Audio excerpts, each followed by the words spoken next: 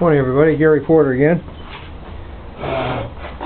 What I'm working on right now, I've just finished the mechanical assembly here, and I've just got marks every 60 degrees for the doing the Dremel tool for the 3 slots. And right now I've got the motor aligned at the top up here with the number 1 coil and the magnet, and there's the slots are going to be cut right in this area, and then this piece right here lets me adjust the LEDs back and forth. This thing, what I had to do for the final alignment was down here. I had to add 2 bolts that push on the aluminum support that actually bend the wood in and out. I tighten the very bottom screws and then adjust these to get the slot aligned perfectly so that the disc, because there's a tiny, maybe 32nd of an inch wobble in it here and there, whatever, but that no longer touches the LEDs at all. It just floats in the middle, so that works out pretty good. I can take this off of here, and the wiring came out pretty good. The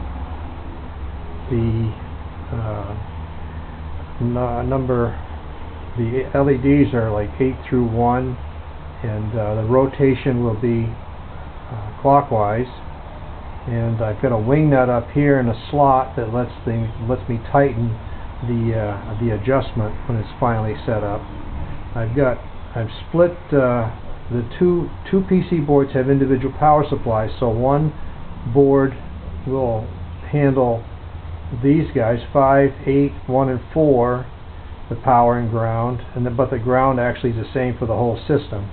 And then this over here is the power for the other one, and so that's it. And basically we're done with the mechanical portion. The next thing to do would be to get the electronics going again, and most of that's already been built before and run, tested. I did find a problem with the oscillator on the PC board, but I got that all fixed, and the PC boards are now, all the parts are now stuffed in them.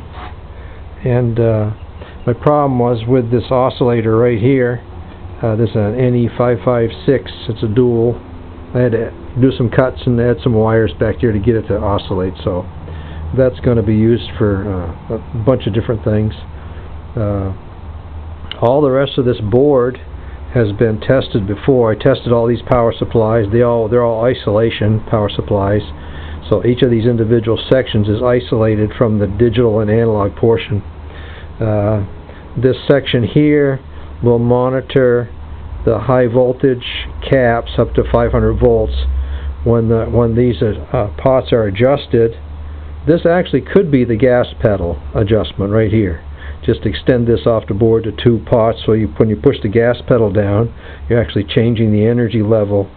And these transistors here the FETs can handle 2,000 volts max, so that's going to be used to refill the other caps. And that's it. So anyway, have a good day.